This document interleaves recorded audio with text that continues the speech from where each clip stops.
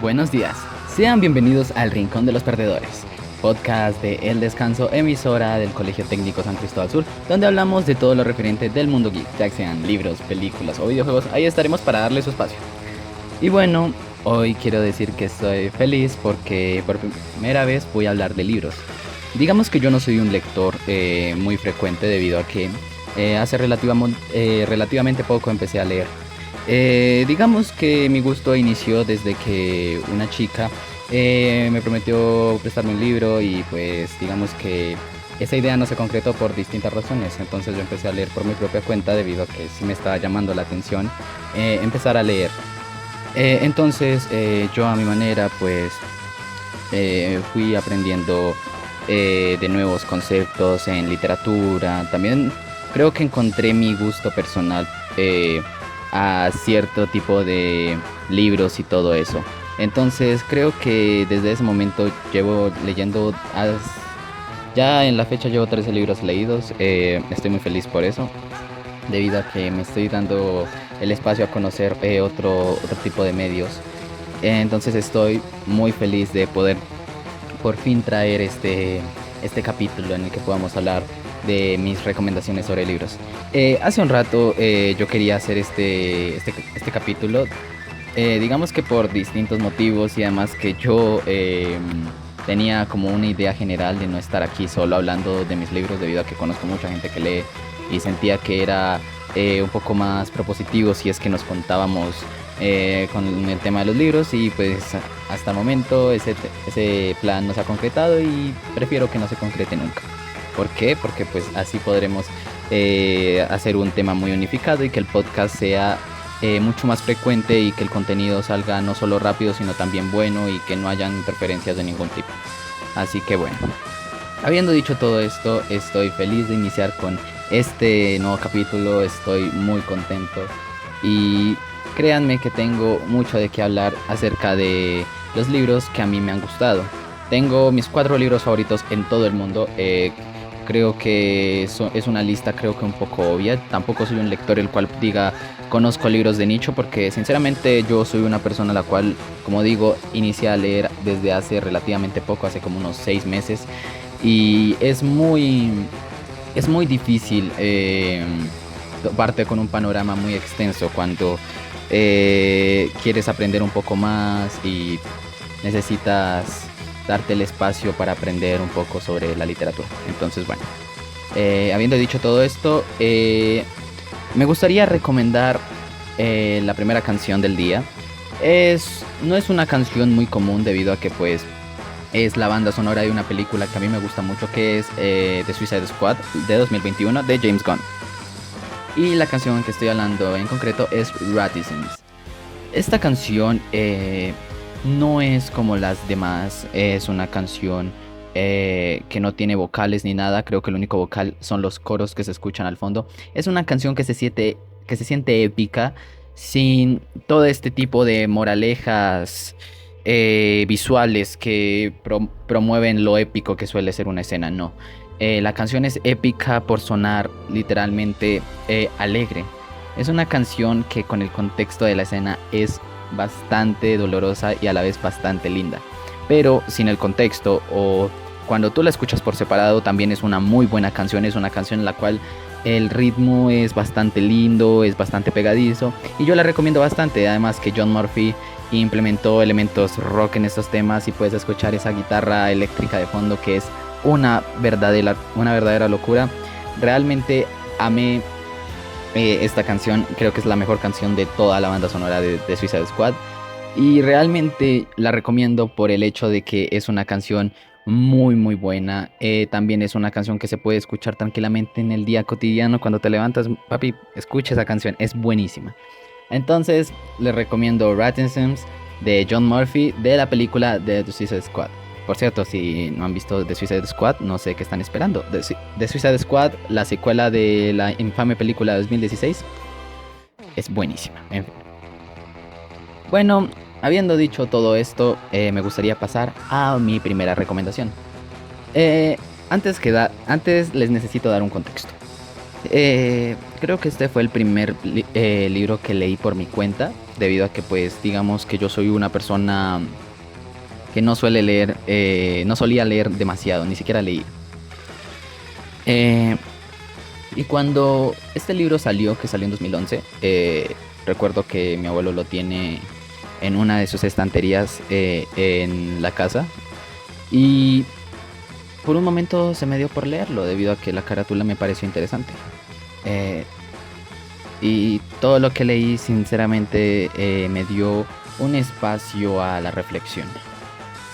Antes que yo decir el nombre, voy a decir quién es su autor, que es Donald Ray Pollock. Donald originalmente no es un escritor, de hecho el libro del que voy a hablar es su primera obra. Eh, y puedo decir con constancia de que Donald Ray Pollock es de esas personas que sin importar tu edad, puedes y claro que debes, si es que tienes un talento y tienes un deseo de crear, hazlo, no importa la edad que tengas, eso es lo de menos. Siento yo que esa es la filosofía más grande que yo les puedo dar en este capítulo, debido a que Donald Ray Pollock originalmente no era escritor.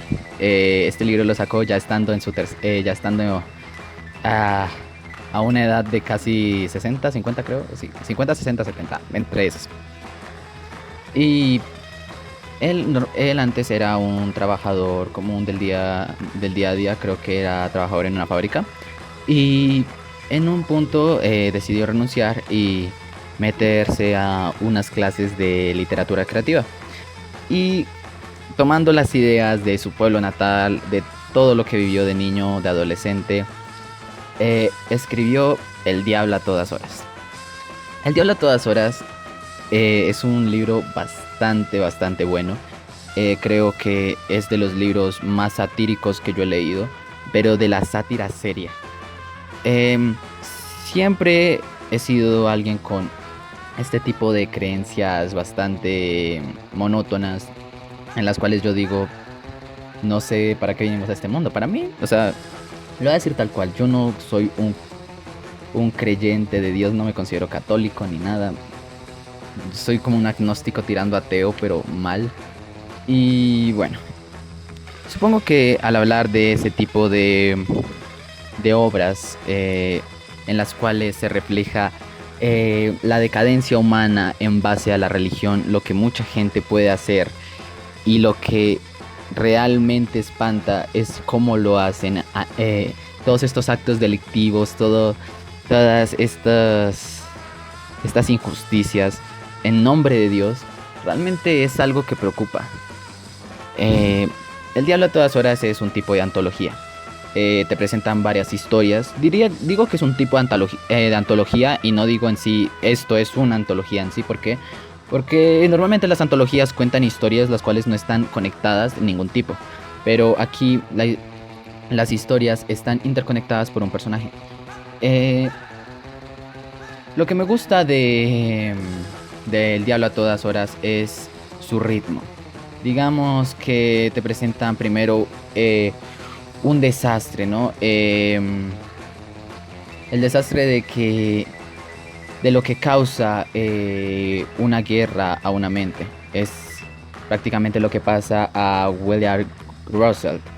William es este personaje el que no creía en Dios, un personaje que viene de la guerra y que se instala de nuevo en su pueblo natal para simplemente volver a ser un simple granjero.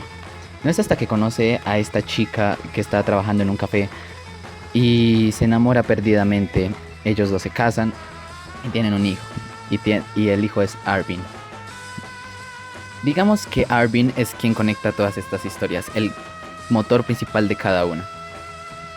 Y lo que me gusta bastante de la literatura es que se siente como una literatura gótica. Lo que, no sé, podrías encontrar en relatos de misterio, cosas bastante buenas. Creo que una forma de la cual yo podría a ustedes ponerlos más en contexto de cómo escribe Donald es como escribiría Mario Mendoza. Mario Mendoza tiene un estilo muy gótico en el cómo representa a sus personajes, cómo representa cada uno de estos mundos en los cuales se desarrollan todo. Y no me refiero a mundos tecnológicos o oscuros en sí, sino la degradación que se muestra. y eso me parece bastante catártico. Bastante catártico para la audiencia, los lectores. Y siento yo que ahí es donde el libro juega más en el aspecto. Cada relato se siente como un cuento no del tipo folclórico, porque en este momento se me olvidó la palabra que iba a utilizar, sino del tipo que te contarían en un campo, el tipo chisme. Eh, Se siente en cada palabra el estilo sureño de Donald, debido a que él es del sur de Estados Unidos, y se siente mayormente ese estilo en cómo se narran los actos. Yo sentí demasiado frío cada momento, cada parte de la escritura de Donald Ray Pollock. Y en lo personal me encanta mucho cómo se maneja esa frialdad. Se maneja simplemente como algo más. Recuerdo que Ray Pollock dijo que al escribir esto se sentiría como si Dios te estuviera contando una historia. Cuando se creó la adaptación fílmica, utilizaron a la voz de Donald Ray Pollock para hacer el voice en off. Y créanme que también se siente como si Dios te estuviera diciendo una historia en tu oído. Pasemos a los personajes. Yo en lo personal adoro por diferentes motivos a los personajes dañados, rotos, destruidos, etc. Y digamos que cada personaje es víctima no de sus actos, sino en sí de la propia naturaleza con la que se desarrollan estos. Digamos que Arvin es un chico el cual le dijeron que no se tenía que dejar golpear por alguien. Es un chico el cual le demostró su padre lo mucho que tenía que defender a quienes amaba. Y es algo bastante bien planteado, me gusta. También es un personaje el cual en momentos me desesperaba por lo testarudo que es y además cómo se refleja su frialdad en sí. Y cómo todos los escenarios posibles hacían que este personaje en sí no tuviera otra opción más que la sangre, la violencia. Creo que esos eran los aspectos los cuales un poquito más me molestaban, pero por lo general Arvin es un personaje muy bien escrito y creo que su escritura en sí no se basa mayormente en las acciones que comete el personaje, sino cómo las narra. Existe un punto en la historia en el cual él decide volver, ya estando en sus 18 años, a el lugar donde él había nacido. Simplemente para completar una tarea pendiente. Él, cuando era pequeño, dijo que iba a enterrar a un amigo que tenía. No voy a decir qué, porque quiero dejarles con la intriga. Pero cuando vuelve, entierra los huesos de su mejor amigo. Y esa escena cuando la estaba leyendo estaba wow. Se explica bastante bien lo que significa para Arvin ese momento. Entonces creo que funciona y te deja un sabor de boca bastante dulce después de todo el ajetreo que venía antes de esa escena. También me gusta el personaje del comisario, que realmente es un personaje el cual llegas a detestar y realmente siento yo que este es el personaje más odioso y el que menos desarrollo tiene. Digamos que muchas de las situaciones que se presentan en el libro pueden hacer un fabuloso desarrollo con él, pero digamos que lo dejan un poquito muy a medias. También tenemos a la pareja de asesinos. La pareja de asesinos creo yo que es la subtrama más metida con calzador, pero tiene sentido después, debido a que tienes a estos personajes asesinando a un montón de hombres y cómo toman fotos al respecto, cómo esta gente piensa que este es el acto más divertido de todos, que es un simple juego. Prácticamente no roban, no, ¿cómo se dice? No consiguen nada con esto más que unas buenas fotos de cómo se están follando a la mujer y el tipo simplemente aparece atrás y los asesina. Realmente asusta. La familia de Arvin creo que es un poco dispar. Por un lado tenemos a la familia adoptiva que es junto con la hermana, perdón. A mí jamás me gustó que Arvin se relacionara de alguna manera con el hijo del reverendo que vino al principio del libro, que se me olvidó el nombre. Creo que se llamaba Roy, sí. Em, y digamos que este desarrollo que tiene con la familia adoptiva no es muy bueno. Digamos que sí lo llevan a las consecuencias las cuales el libro necesita. Pero en lo general, en lo más funcional para la historia, simplemente no funciona. Como que no se siente muy orgánico. Luego tenemos a los padres biológicos de Arvin. Realmente cómo se profundiza en la relación de ellos me parece algo muy bonito. Se siente a veces un poco muy fugaz, pero realmente funciona y eso es lo que me gusta. Todo lo demás siento yo que es una maravilla. Tanto el reverendo Roy, que siento yo que es lo más cercano a la paranoia por Dios, y cómo genera consecuencias alrededor suyo por haber matado a Helen. Dios mío, cuando mató a Helen, realmente yo no me esperaba que en serio la matara. Realmente se siente como algo tan patético, tan estúpido, pero lo hizo. Pero no estúpido de que haya sido una completa cagada, simplemente que funcionó. Fue servible. Y bueno, hablando de el mensaje del libro, debido a que no quiero dar spoilers, siento yo que el libro es muy muy servible. Pero más que servible, tiene un mensaje el cual hace que para mí sea muy trascendente y que sea tan increíble. El cual es el mensaje sobre el fanatismo hacia Dios. Digamos que vivimos en esta sociedad en la cual las personas, muchas personas, tienen un temor hacia un ser el cual prácticamente no hemos visto. Alguien que no conocemos, pero que tenemos la fe de que existe. Bueno, la gente, yo no. Y viéndolo en retrospectiva, siento yo que hace muy bien la representación de estos personajes, los cuales harían cualquier cosa delictiva en nombre de Dios.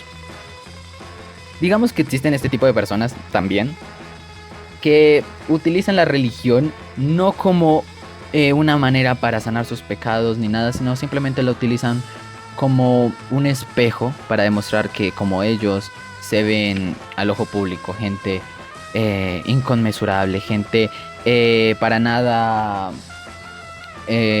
odiable ni nada al respecto, gente que no haría ningún daño en este mundo. Realmente estas son de esas personas las cuales sí crees que puedan llegar a cometer todos esos actos por más que creas que no.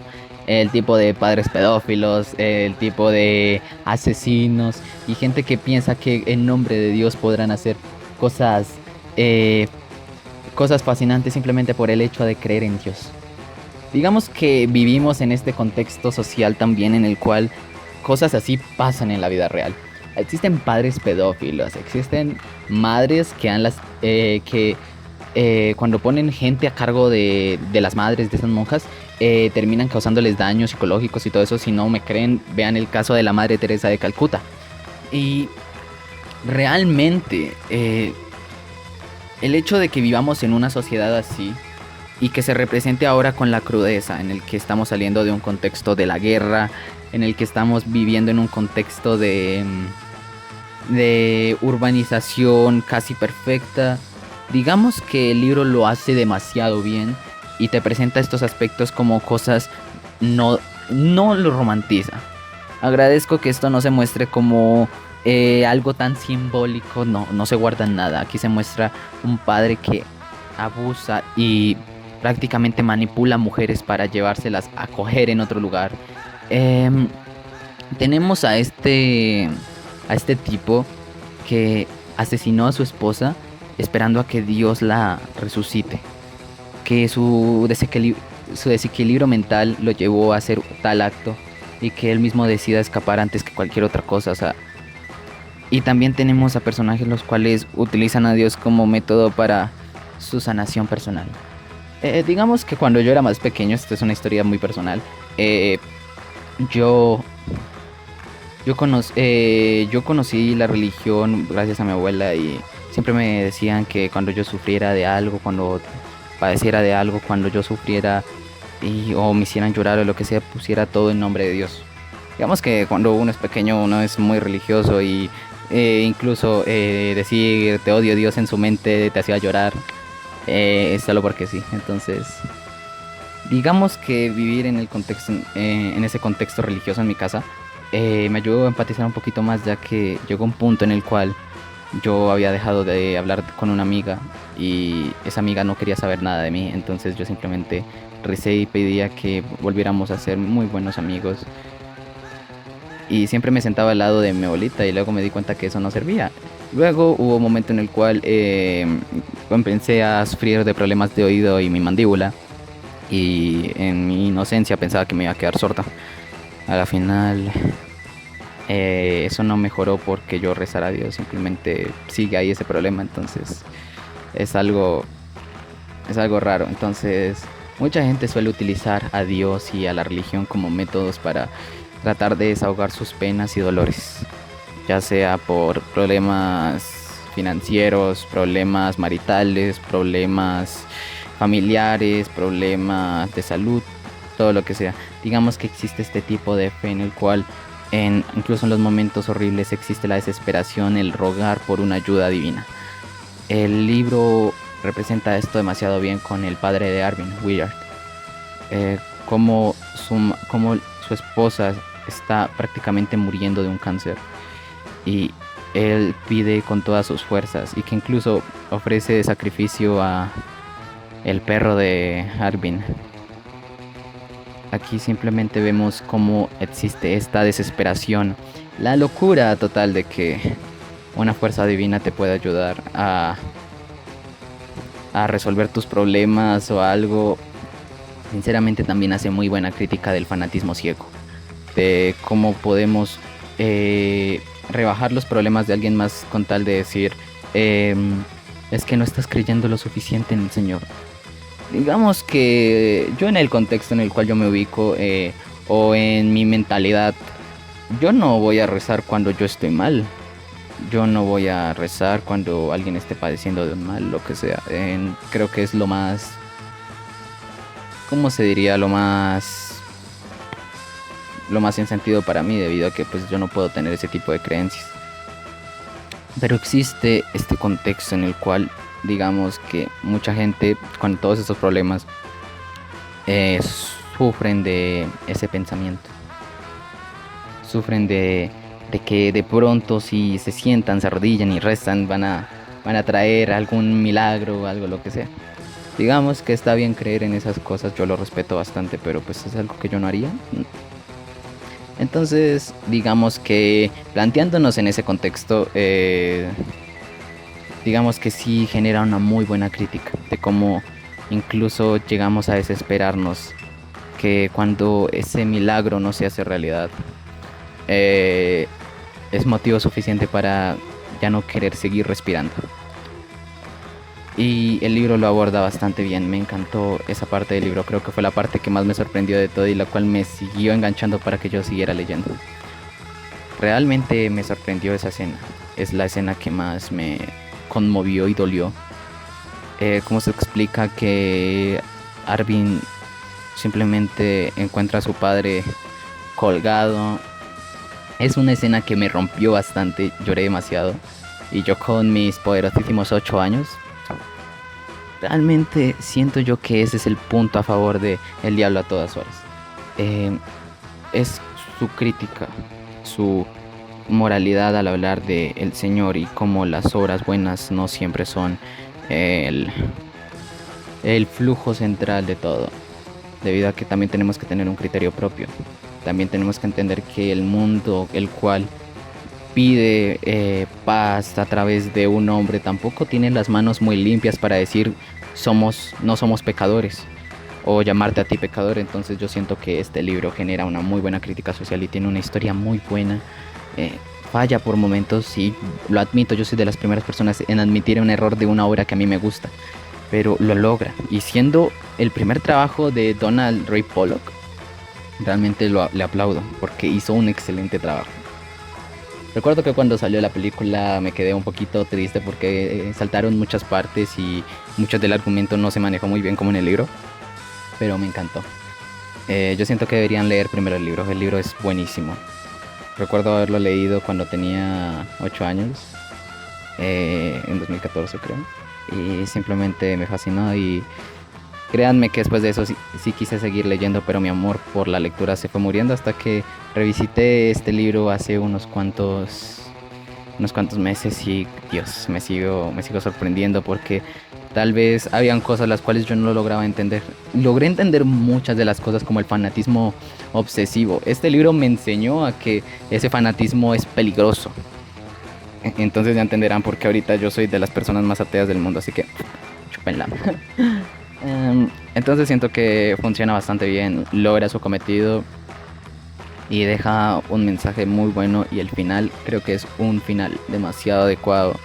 Y no sé, simplemente les puedo recomendar El Diablo a todas horas, mi libro favorito en todo el mundo. Bueno, ¿qué tal si pasamos a una recomendación musical? ¿Qué les parece? A mí me parece bastante bien. Resulta que yo soy el tipo de persona la cual tiene unos gustos bastante raros. Me puede gustar el country, me puede gustar el pop, me puede gustar el rock, me puede gustar el heavy metal, me puede gustar el grunge, me puede gustar la electrónica, ¿por qué no me puede gustar el, o el tectonic? Me puede gustar toda chingadera posible de la música. Pero también yo soy de las personas las cuales prefieren la musiquita de antes. No porque la de ahora me parezca mala, simplemente porque pues es con lo que me eduqué. Y la canción que les voy a recomendar ahorita es una canción tipo country llamada Sugar Town de Nancy Sinatra. La canción creo que con su ritmo suave, su smooth tempo, logra simplemente una rítmica bastante buena. Es una canción muy divertida con sus suaves, con sus tonos. Es simplemente muy bonita. Eh, la música de Nancy Sinatra no suele ser así tal cual, pero me gusta la canción debido a su letra, debido a que habla simplemente de cómo tenemos que botar todo lo que nos hace daño y ignorarlo un poco. Simplemente ir a la Sugar Town y vivir como si ninguno de esos problemas nos volviera a afectar nunca. Es una canción muy bonita, la cual yo llego a recomendar bastante a todos los que me pueden decir, recomiendo una canción de antes o una canción personal. Yo Sugar Town la recomiendo mucho, mucho en toda mi vida cotidiana, la he recomendado bastante. Solo una vez llegué a coincidir con alguien que escuchó esa canción y me dijo que la conoció por 500 días con ella y yo me puse soy la persona más feliz de que me hayan dicho que conocen Sugar Town por 500 días con ella. ¿Por qué? Porque yo también la conocí así. Así que bueno, habiendo dicho esto, solo puedo decirles, escuchen Sugar Town. Tal vez es esa canción que necesitan después de un día agotador. Así que nada, Sugar Town de Nancy Sinatra, escúchenla. Bueno, bueno, bueno, bueno, bueno. Digamos que en materia de libros o de media en general, o sea, de todo los medios posibles, yo soy un fanático de las biografías, de los PECs, de las biopics. Y digamos que yo soy un fanático acérrimo de siempre leer las historias de cualquier tipo de persona que haya sido controversial, polémica e icónica.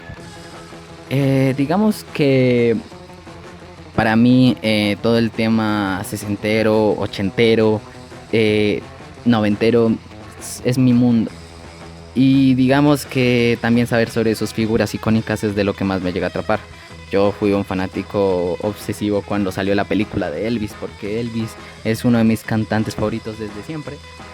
Y también soy un gran fanático de leer este tipo de historias sobre asesinos, sobre las historias de cualquier tipo de personaje público. Y hoy quiero hablar de un libro el cual leí hace poco, terminé de leer hace poco y me sorprendió. Me sorprendió en general. Y es Blonde. Blonde es, en resumidas cuentas, la historia de Marilyn Monroe. Pero digamos que también es ese tipo de cosas que me atrajo al leer el libro. Digamos que Marilyn Monroe la conocemos más por el icono que representó más que por la persona que hubo detrás. Marilyn Monroe fue una chica que sabemos que sufrió de abusos, es una persona que sabemos que tuvo sus polémicas y que fue una revolución para sus años. Entonces, teniendo en cuenta esto, teniendo en cuenta todo esto, claramente no sabemos mucho de la mujer. Así que Blonde viene de la idea de hablar de la mujer que hubo detrás, creando también un tipo fanfiction. Cuando me refiero con fanfiction es lo que la autora, en este caso Joyce Carol Oates, eh, quiso interpretar de la vida de Marilyn Monroe, de cómo fue hasta su aparentemente suicidio. Aparente suicidio, aparentemente, perdón, es que no sabía.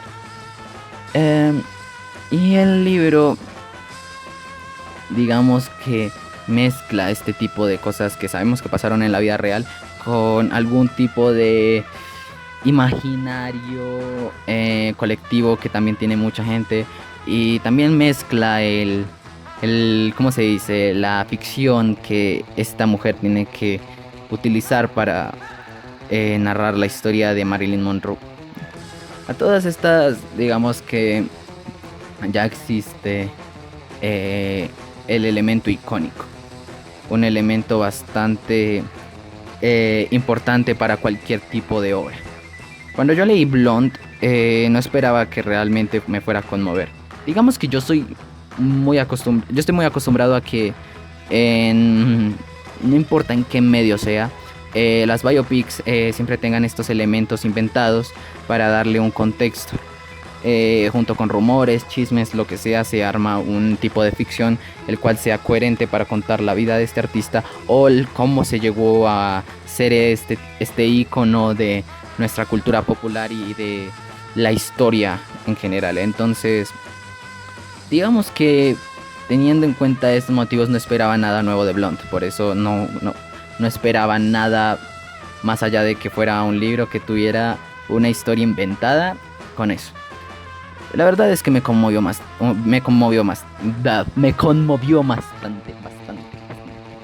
Perdón. Realmente llego a apreciar mucho este tipo de mentalidad en el cual se habla de un artista, de una persona sin romantizar su estado. Digamos que Blonde representa no solo las adicciones, los momentos crueles que tuvo que pasar Marilyn en cada uno de sus trabajos, en su vida personal, en todo. Sabemos que fue una mujer que se casó demasiado. Sabemos que fue una persona la cual murió de manera misteriosa, que se sospecha que fue suicidio, pero yo no creo, pero bueno. Y también se tiene la imagen de que Monroe era una perra de su época, pero digamos que si tenía que ser una perra, era una muy buena perra. También se representa el nivel de iconicidad, lo frágil que suele ser una estrella. Digamos que si tuviera que comparar Blonde, lo compararía con Babylon, la historia de Damien Chazelle. Representa básicamente lo mismo, un Hollywood que está dañado y corrupto por dentro. Digamos que tenemos la imagen de que Hollywood es magia, Hollywood tiene estrellas en todos lados, no existe nada de corrupción. No, aquí te muestran cómo los altos mandos de cada una de las empresas, cómo el conseguir contratos y trabajo te hacen simplemente arrodillarte y tener que chupar las bolas a un viejo. Realmente representa muy muy claro qué era lo que movía a toda esta maquinaria que se suponía que generaba sueños, pero destruía el de otros para hacer realidad los sueños de las carteras llenas de dinero para los involucrados. Me gusta el argumento. En general, me gusta el argumento, se representa de una manera concisa y sólida. Incluso siendo fanfiction, lo logran unir de manera adecuada. Si tú te llegas a investigar toda la historia de Marilyn Monroe, de lo único que se sabe sin tener en cuenta el libro, créeme que te vas a sorprender cuando en el libro tú encuentres estas conexiones, las cuales fueron diseñadas para que se dé una estructura sobre quién fue Marilyn Monroe. Y lo hicieron muy bien, me encanta. La escritura es sobresaliente, es una escritura, aunque no muy, ¿cómo se diga?, muy particular o muy diferente, con un tipo de estilo. Logra en sí encapsular todo y logra formar una escritura concisa y que funciona, es funcional y me gusta. Pasando a otro aspecto, puedo decir que el personaje de Marilyn Monroe se trató como un ángel al cual le destruyeron sus alas y el cual no lo dejaron respirar.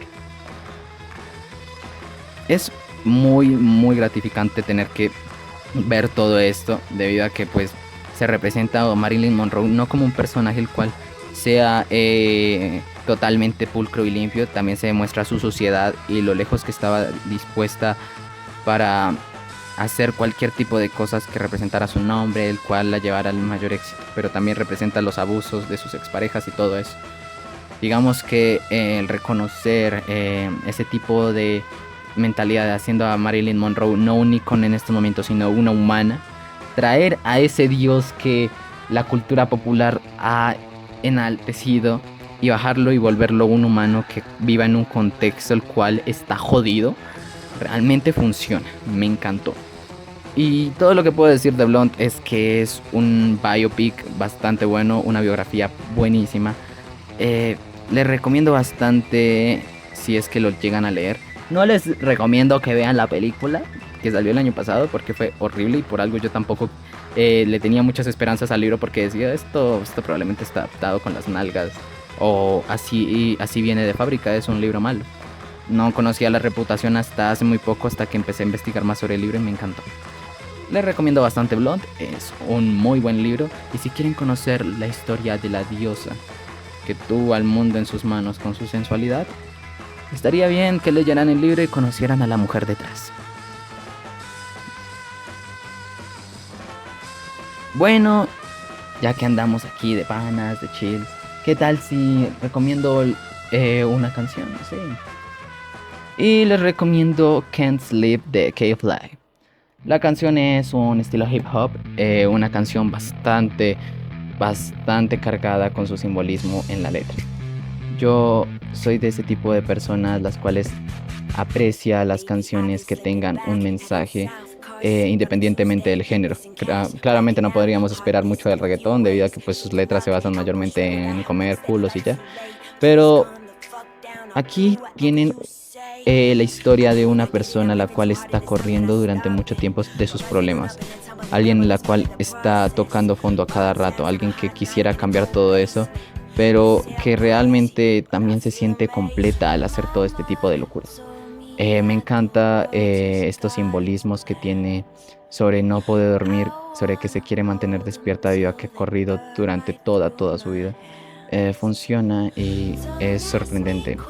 Me gusta ese tipo de temáticas, funcionan bastante bien y por lo general Can't Sleep es un muy buen tema del cual todos podríamos estar escuchando, leyendo su letra y podríamos sentirnos identificados en cualquier momento de nuestras vidas. Siento que Can't Sleep es muy buena canción, su ritmo es bastante pegadizo y les puede gustar. Si es que no odian el hip hop, porque Can't Sleep es una canción hip hop. Pero bueno, Keith Lee hizo una increíble canción, adoro a esa señora y simplemente les puedo recomendar la canción. Bueno, la historia con este libro es algo un poquito graciosa, porque voy a hablar de un libro que leí estando en el colegio del cual tuve que hacer trabajos al respecto, pero que realmente me choqueó. Fue un libro al cual me sorprendió bastante y claro que al llegar al final estaba llorando y estaba llorando en el salón de clases cuando llegué al final, cuando nos dijeron bueno, vamos a leerlo. Me sorprendió. Y voy a hablar del túnel de Ernesto Sabato. Digamos que yo soy el tipo de persona que, como dije anteriormente, prefiere la literatura gótica. Prefiero todo ese mundo gótico lleno de degradación, en el cual la mente sea una mente perturbada. Y digamos que aquí tenemos al túnel. La historia inicia con su protagonista, con su narrador en la cárcel, el cual está explicando en sus últimos momentos cuáles fueron las razones por las que decidió matar a María Iribarne. Y como es un contexto bastante tóxico, misógino y enfermo, pero bueno, es lo que se tiene. Voy a decirlo tal cual. este libro realmente contiene un montón de literatura escondida, cosas que tienes que leer entre líneas. Realmente sorprende ese nivel de rareza enfermiza. Yo lo voy a decir tal cual, me sorprendió bastante. No, no esperaba que este libro fuera a ser tan denso la primera vez que lo leí. Digamos que el tener un contexto... Me estoy diciendo mucho contexto, me acabo de dar cuenta. Pero tener este tipo de fantasía mental de un personaje el cual está muy mal desequilibradamente, en el cual nos los plantean como alguien introvertido, antisocial, el cual no hablarías en tu puta vida porque probablemente tenga una pistola en la maleta y escuche Vampire of Kids. Realmente sorprende. A mí me sorprendió bastante este tipo de lectura, debido a que pues tenemos a un protagonista el cual está prácticamente enfermo, lleno de una mentalidad bastante sucia, sobria, y puedo yo entender ese tipo de ¿cómo decirlo? Tenemos a un personaje el cual está perdido en sus propios pensamientos, alguien el cual sabemos que puede cruzar una línea en cualquier momento y lo perdemos de vista. Y siento que la lectura de este libro se basa mucho en cómo se va degradando esa mente. Digamos que, no sé, yo podría poner ejemplos de cualquier tipo de obra que yo conozca en el cual se tenga como principal objetivo la degradación mental de una persona. Y digamos que el contexto que tiene el protagonista para decaer es simplemente estar obsesivamente enamorado de María Irvine. Y realmente qué puto miedo. A mí me asustó bastante haber leído esta obra, debido a que se sentía no como un tipo de thriller de misterio, se sentía más un suspenso y un miedo. Digamos que cada palabra se sentía demasiado calculada, demasiado metódica, y no se explicaba hasta la escena más cruda de esa historia.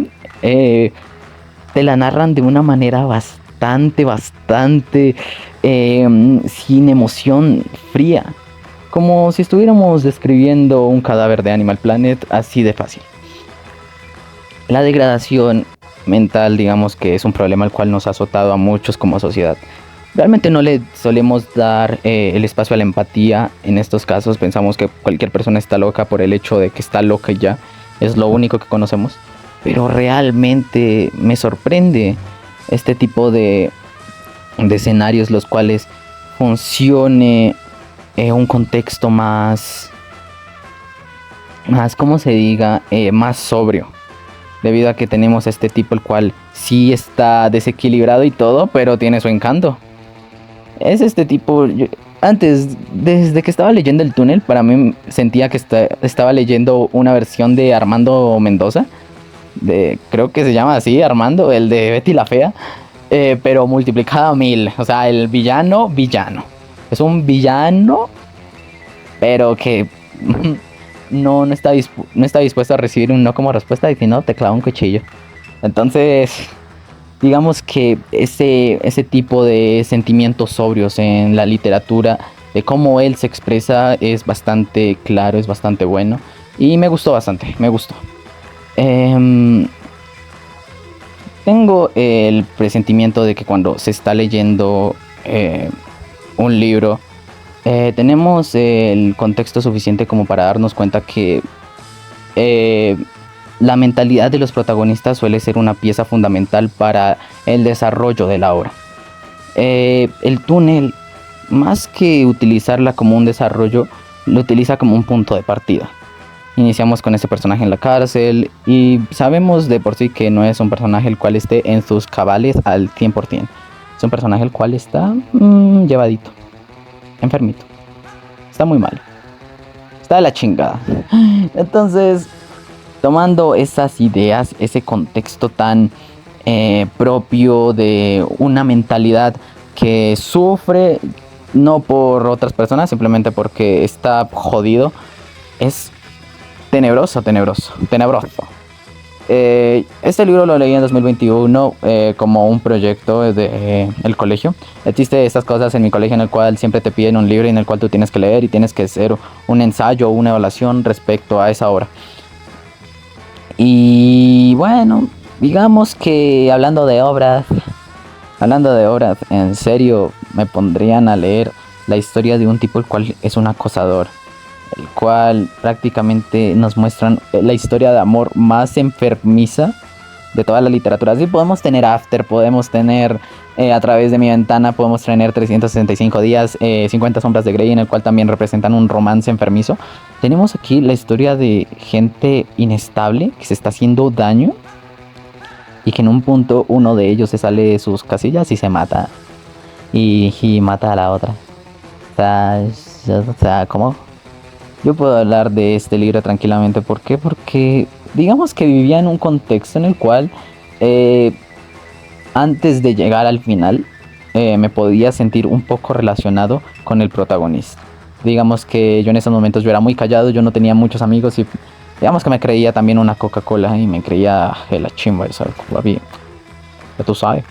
Y teniendo el contexto de este muchacho que trabaja día a día normalmente y que simplemente es un muchacho serio, retraído y misterioso y callado y que da miedo. Pues porque en ese punto también me habían alejado y también tenía mi problema romántico con otra chica. Y luego traemos a la mesa el final en el cual yo dije, ay, hijo de puta, no, yo no soy este hombre. Yo no soy este hombre, Dios mío, está enfermo.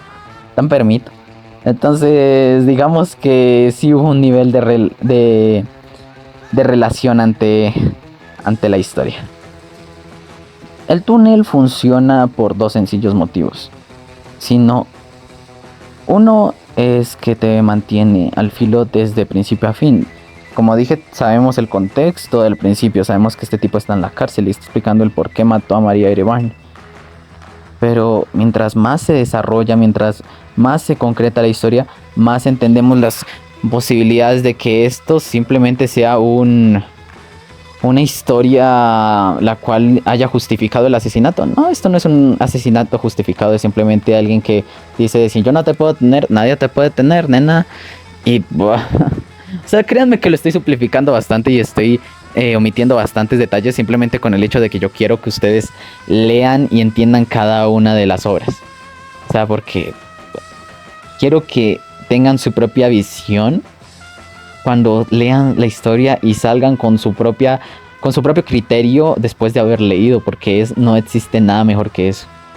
Me encantó en el sentido de que la historia se desarrolla más y más y más y que tenemos personajes de calañas bastante generales y sorprendentes, y funciona por el hecho de que cada personaje no te importa, sino que generas un vínculo. Y aquí es donde voy al punto número 2. Por lo que este libro funciona.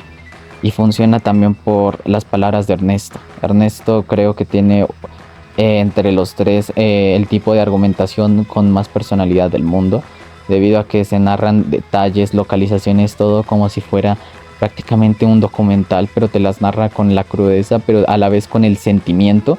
Es difícil de explicar, pero tiene un estilo bastante marcado y se nota con cada letra. Se nota con cada palabra, con cada oración, con cada frase, con cada párrafo. Logra bastante bien el cometido de generar una historia que sea catártica, que sea sorprendente. De principio a final yo supongo que todos estábamos pensando de que se iba a arrepentir de sus acciones, pero desde el principio sabemos que está en la cárcel, entonces se arrepintió mis pelotas. Realmente llegar al final y escuchar esa palabra, simplemente te voy a matar. ¡Qué puto miedo! Y funciona. Crea un momento tenso. Genera esa inconformidad de que viste bueno, no viste, leíste el asesinato de manera muy, muy fría. El libro se siente a la vez muy shakespeariano con todas las frases. Se siente muy William Shakespeare, debido a que todos los personajes tienen frases grandilocuentes, con una entonación y un tipo de cinismo irónico que sería la sagraria salsa de Platón. Pero realmente no. No, porque pues no creo que ese es el principal problema. Creo que se debieron concentrar en diálogos más naturales, porque en sí la historia con sus diálogos se sienten muy poco naturales. Se siente como algo que no pasaría en la vida real. Y es algo que sí me compro de los dos anteriores. Sí existe un nivel de realismo ante sus diálogos. En el túnel no. Pero eso no interesa porque el túnel funciona y funciona bastante bien. Así que yo simplemente puedo decir que les recomiendo el túnel, que lo lean, que disfruten de su historia. Créanme que aunque yo pueda vivir sabiendo el final, realmente tiene un desarrollo, una conclusión creíble, funcional. Y me alegra que esos desarrollos sean tan funcionales, debido a que realmente te preocupa el destino de los personajes, porque sin importarlo todo lo malo que hizo el protagonista, es un personaje que se hace entrañable debido a que vivimos tanto con él, aún sabiendo que sus pensamientos son lo más tóxico. Y lo que me encantó de este libro es que no romantizaran los comportamientos tóxicos por fin. Entonces, qué buen libro. Así que nada, el túnel de Ernesto Sabater es algo que tienes que leer sí o sí. Bueno, y ¿qué tal sigamos con otra recomendación musical? Yo en estos momentos estoy aún en mi época rock emo. Creo que se notó mucho con mi primera recomendación de el día de la publicación del tercer video. Yo estaba escuchando pura música emo, pero en estos momentos puedo decir que ya me la he calmado bastante. Aún estoy, pero la he calmado. Y voy a demostrar esto porque les recomiendo una canción que es muy personal para mí. Una canción que yo amo con todo mi corazón. Así que se las voy a recomendar a ustedes, mis queridos oyentes. La cual es Daisy de Pentagon. Daisy es la canción de ruptura más épica para mí. Es la canción la cual voy a aplaudirle a todo el mundo, todos los creadores, todo quien sea. ¿Por qué? Porque es una canción funcional. La canción habla de las rupturas. Digamos que yo soy fanático de las canciones de Desamor a Morir. Yo soy el que más las aplaude, el que más dice por favor, digamos, escuchando esas canciones, esas músicas. ¿Por qué? Porque soy la persona más feliz. Y realmente aplaudo la decisión, aplaudo de que Pentagon en esta canción se haya querido ir a lo más melancólico posible de el amor y lo que sea. Funciona y funciona bien. Funciona con este tipo de ironía en el cual puedes desearle el final infeliz a alguien, pero que realmente necesitas en tu vida. ¿Por qué? Porque es alguien que te hizo feliz. Mi línea favorita de la canción es: yo te amé a muerte, fui un idiota, no entiendo por qué me hiciste esto. Y esto es en el coro, bueno, en los dos primeros coros, que se repite esta frase. Pero en el tercer coro se cambia por: yo te amé a muerte, fui un idiota, pero fui feliz porque al fin pude volver a amar. Y es algo que te destroza. Digamos que la gente que ha pasado por ese tipo de rupturas en el cual tú no entiendes qué llevó a la decisión de cortar, te hacen sentir que tú tuviste la culpa y simplemente puedes decir: yo no tuve la culpa de nada, tú simplemente me hiciste triste, espero tu inevitable final, sé que no podrás ser feliz conmigo, sé que vas a querer regresar conmigo. Y luego se tiene el mensaje general, el mensaje de un romance que simplemente te hizo feliz, pero que al romper ya no puedes vivir sin él. Y la canción cierra con un mensaje muy hermoso en el cual se habla de que incluso estando en dolor después de una ruptura, lo único que hacemos es simplemente recoger todos estos colores, hacer una luz blanca y regresar a nuestro estado más puro. Entonces simplemente les recomiendo Daisy, porque Daisy es God, Daisy es lo más asombroso del mundo. Así que nada, simplemente les puedo decir, recomiendo esta canción. ¿Por qué? Porque es buenísima. Y bueno, muchachos, esto ha sido todo en el Rincón de los Perdedores. Hoy fue un capítulo el cual me emocionó bastante, quise hacer desde hace mucho. Yo no sé qué voy a hacer antes en el otro capítulo, el quinto capítulo, pero ya me da igual, ya conté todo lo que tenía que contar sobre mis libros favoritos. Agradezco demasiado a la gente que está apoyando el podcast, que está apoyando a los demás podcasts que estamos lanzando junto a mis otros compañeros. Realmente fue difícil debido a que pasó un montón de vainas, pero pues ya por fin puedo estar orgulloso de que ya podemos seguir con el podcast, que ya tengo una visión clara de lo que quiero y voy a seguir por lo más posible dando mi 102% para traerles más contenido. ¿Por qué? Porque este capítulo fue simplemente grandioso. Así que nada, muchachos, esperen más ideas y más proyectos, porque tenemos demasiados. Y espero que sigan apoyando los podcasts El Plan Viajero y Legend Music, que son los podcasts de mis dos compañeros, Davey y Jefferson. Así que nada, muchachos, simplemente les puedo decir muchísimas gracias y esperen más contenido. Así que nada, bye bye.